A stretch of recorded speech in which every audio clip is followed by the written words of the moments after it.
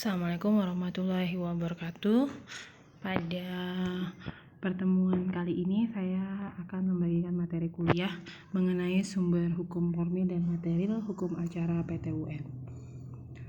Sebagaimana sumber hukum yang kita kenal ketika kita mempelajari pengantar ilmu hukum dan pengantar tata hukum Indonesia, sumber hukum formil dan material itu dibedakan berdasarkan cara pembuatannya, kalau formil, dan kalau material berdasarkan isinya.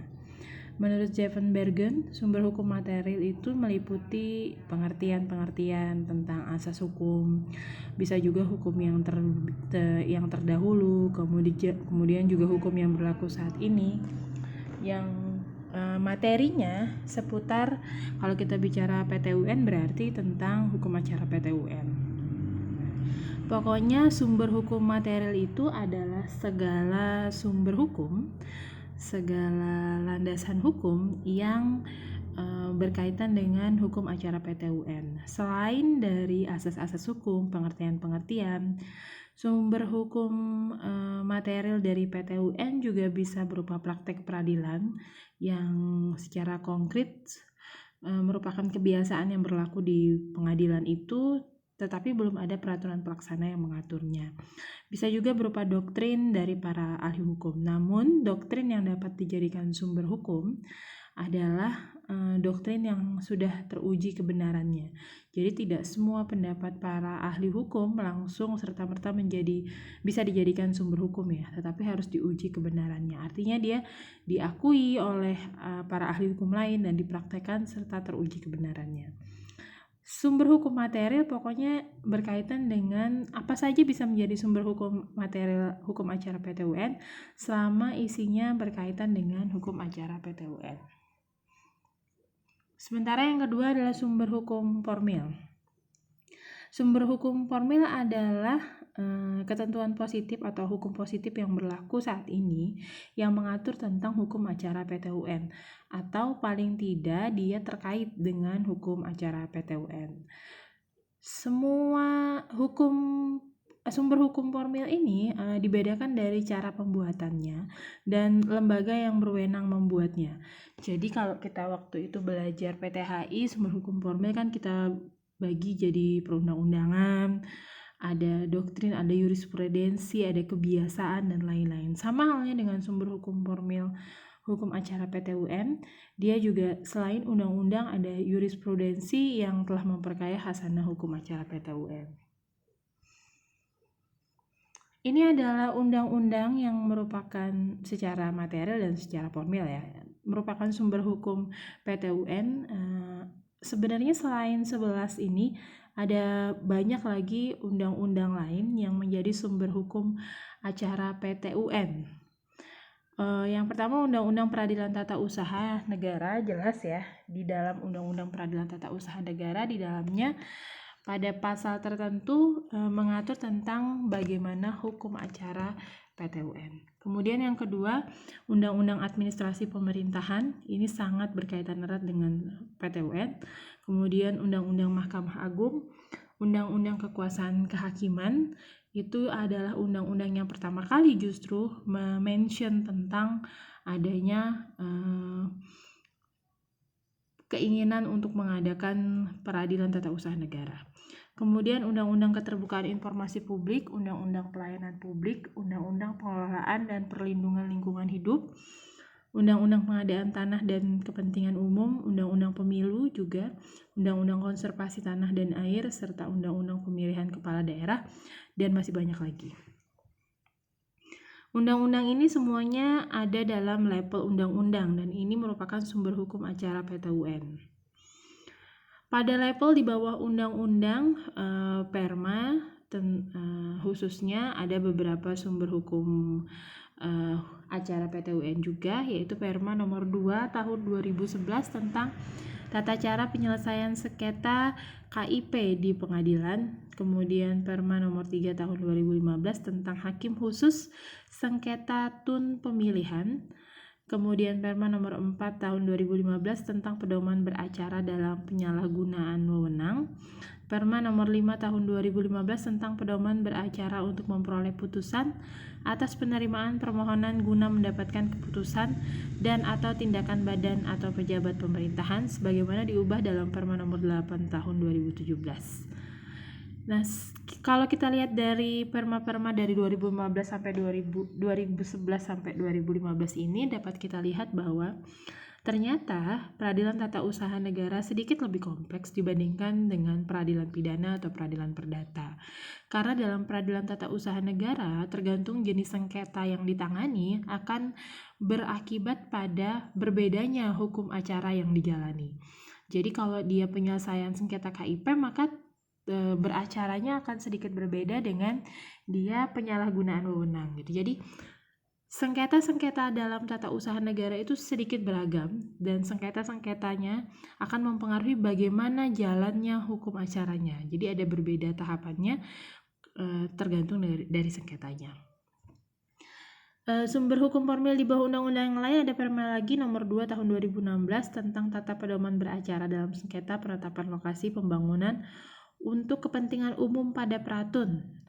Jadi banyak sekali ya tentang izin, tentang penyalahgunaan wewenang, pencabutan keputusan, kemudian piutang juga bisa masuk dalam piutang negara, maksudnya juga bisa masuk dalam sengketa peradilan tata usaha negara. Jadi ya ada banyak sekali jenis peradilan tata usaha negara. Bahkan sengketa pemilu juga ditangani di peradilan tata usaha negara dalam jenis sengketa tertentu.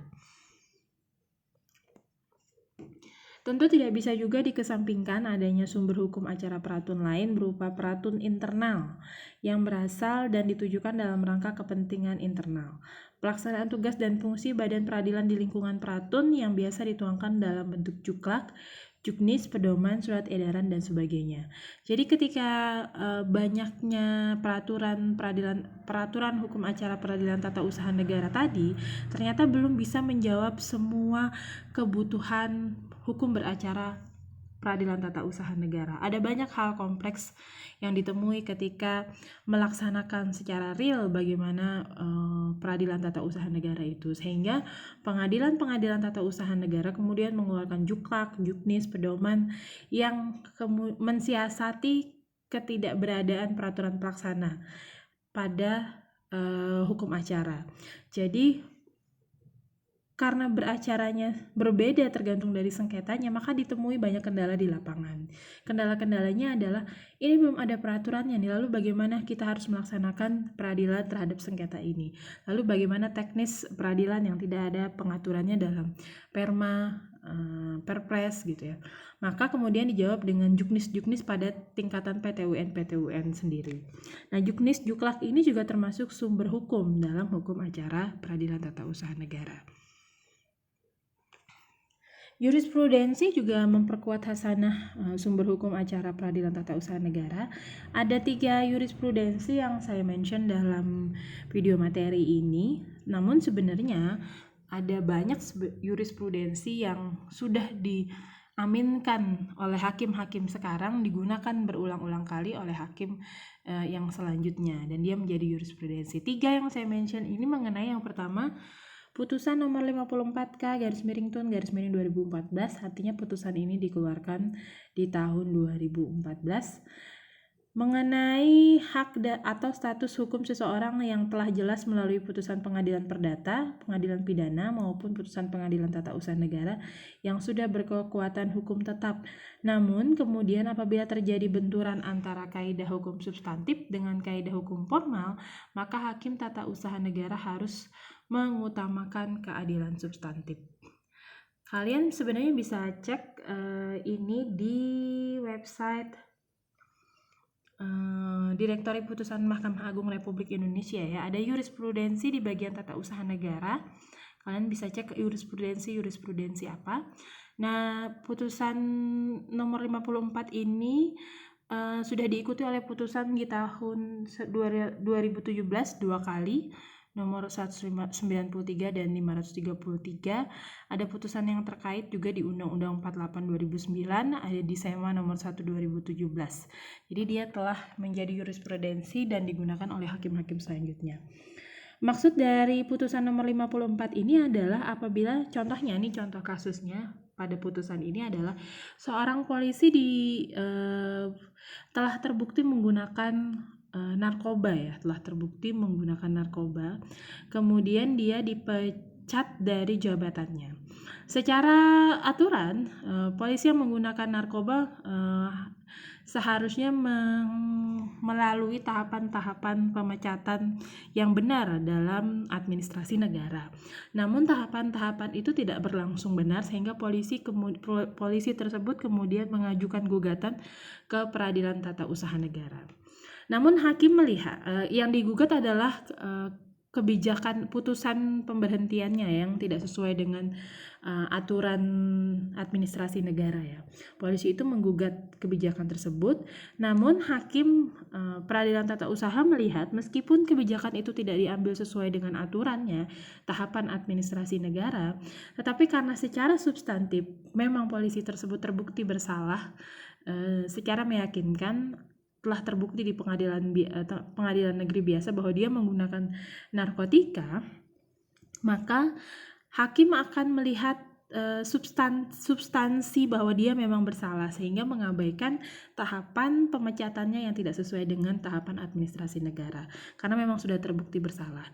Secara administrasi negara tahapan pemecatannya memang salah, tetapi di sisi lain substansi yang lebih penting adalah polisi tersebut memang benar-benar menggunakan narkotika dan melanggar hukum yang terkait, sehingga memang hakim kemudian melihat kepada substansinya. Ini maksud dari putusan nomor 54 garis miring Bababa 2014. Jurisprudensi selanjutnya ada pada putusan nomor 13 garis miring B garis miring PK garis miring PJK garis miring 2013. Dalam praktek sering terjadi perdebatan apakah perusahaan yang berinvestasi berdasarkan kontrak karya, kalian tahu kontrak karya itu adalah kontrak atau perjanjian antara perusahaan pertambangan dengan Indonesia ya, itu disebut kontrak karya. Mulai dari tahun 2010 atau 2012, perjanjian antara perusahaan tambang dengan Indonesia itu disebut kontrak karya gitu. Jadi karena perusahaan tambang itu mengeksploitasi bumi, maka ada kewajiban-kewajiban, ada perjanjian-perjanjian, ada hak-hak negara di situ gitu. Dan itu dituangkan dalam kontrak karya. Nah, dalam praktek sering terjadi perdebatan apakah perusahaan yang berinvestasi berdasarkan kontrak karya wajib mengikuti ketentuan peraturan perundang-undangan yang berlaku setelah kontrak karya tersebut ditandatangani. Banyak perusahaan terutama yang bergerak di bidang tambang yang bekerja berdasarkan kontrak karya antara pemerintah Republik Indonesia dengan perusahaan. Ada yang berpendapat kontrak karya berlaku sebagai undang-undang bagi para pihak berdasarkan atas Fakta Sunt Serpanda. Sehingga para pihak wajib tunduk pada ketentuan-ketentuan yang ada dalam kontrak karya, bukan pada undang-undang yang diadakan setelah kontrak karya itu dilakukan. Nah, putusan hakim Peradilan Tata Usaha Negara berdasarkan jurisprudensi nomor 13 tahun 2013 ini adalah kontrak karyanya yang lebih dilihat. Meskipun setelahnya ada undang-undang yang dikeluarkan yang mengatur tentang hal tersebut. Jadi kontrak karya dianggap sebagai lex specialis dari undang-undang dan ini mengikat bagi para pihak. Jadi yang lebih diutamakan adalah kontrak karyanya. Gitu. Meskipun pengaturan di dalam kontrak karya itu sedikit berbeda dibandingkan undang-undang yang keluar setelahnya. Kemudian putusan nomor 421 K garis miring TUN garis miring 2016 ini juga jurisprudensi.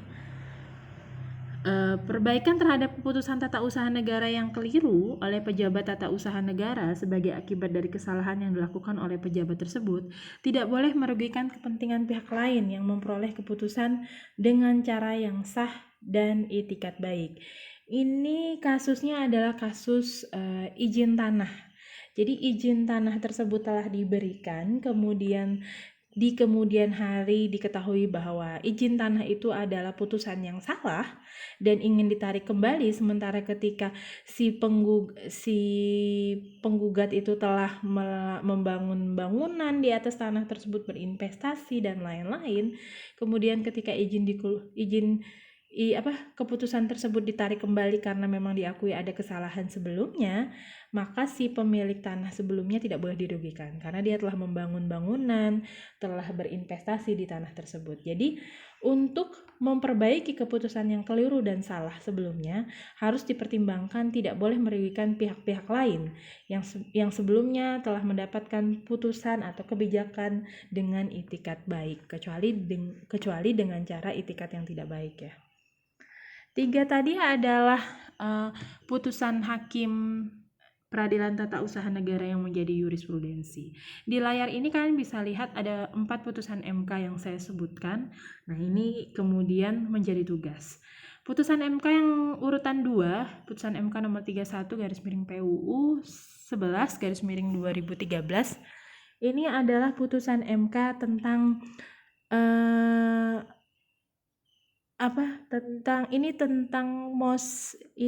tentang hal yang sangat menarik yang disinggung oleh tim debat Undip dan UI pada ajang debat Bawaslu kemarin ya, kalian bisa lihat di YouTube. Mereka mention bahwa DPK kalau nggak salah nama lembaganya itu mempunyai keputusan yang final dan mengikat, sama seperti jenis putusannya Mahkamah Konstitusi. Lalu digugat, kenapa DPK, lembaga lain selain Mahkamah Konstitusi bisa punya putusan yang final dan mengikat? Padahal putusan yang sifatnya final dan mengikat itu hanya boleh dimiliki oleh Mahkamah Konstitusi sebagai lembaga interpreter konstitusi gitu. Tapi kenapa DPK juga punya putusan yang sifatnya final dan mengikat? Nah, itu diuji materialkan ke Mahkamah Konstitusi, kemudian keluarlah putusan Mahkamah Konstitusi ini nomor 31/2013 yang menyatakan bahwa sifat final dan mengikat dari putusan DPK itu berbeda dengan sifat final dan mengikat putusan MK. Lebih konkretnya bagaimana? Nah, ini yang merupakan tugas untuk teman-teman ICP semua. Karena putusannya hanya ada 4, berarti hanya ada 4 orang yang kemudian berkewajiban untuk menjelaskan. Hanya ada 4 orang yang kebagian tugas ini ya. Jadi putusan MK-nya yang saya temukan hanya 4, jadi hanya 4 orang yang kebagian tugas ini. Yang lainnya pasti akan kebagian juga, tapi di tugas minggu-minggu selanjutnya ya. Nah, 4 orang yang bertugas untuk menjelaskan putusan MK ini adalah, saya buka dulu absensinya, sebentar. Mungkin bisa kita mulai dari 4 absen terbawah ya. Nomor 8, 9, 10, 11. Nomor 8 adalah Guntur Dimas Firmansyah, akan menjelaskan putusan MK nomor 17 tahun 2011. Dan Mbak Asi Siva Silvia akan menjelaskan putusan MK nomor 31 tahun 2013 yang tadi sedikit saya mention. Kemudian Mbak Risma Dwi Fadila akan menjelaskan putusan MK nomor 77 tahun 2011. Dan Mas Muhammad Yusril Izal Fahmi akan menjelaskan putusan MK nomor 25 tahun 2016. Ini bisa kita dengar penjelasan dari teman-teman Mas Guntur, Mbak Hashim, Mbak Risma, dan Mas Muhammad Yusril di minggu depan ya. Jadi melaksanakan tugasnya di minggu depan. Tolong dibaca putusan MK-nya dan tolong bantu kami berikan pencerahan dengan menjelaskan apa sebenarnya isi inti putusan MK ini. Tugas ini tidak tertulis ya teman-teman. Tugas ini lisan saja. Jadi nanti dijelaskan di pertemuan kuliah minggu depan.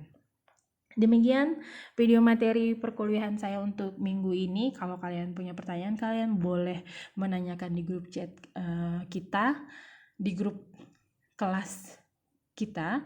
Nanti akan saya coba jawab. Selanjutnya kita akan berbicara tentang kewenangan absolut dan kompetensi absolut dan kompetensi tambahan Peradilan Tata Usaha Negara. Demikian saya ucapkan terima kasih. Wassalamualaikum warahmatullahi wabarakatuh.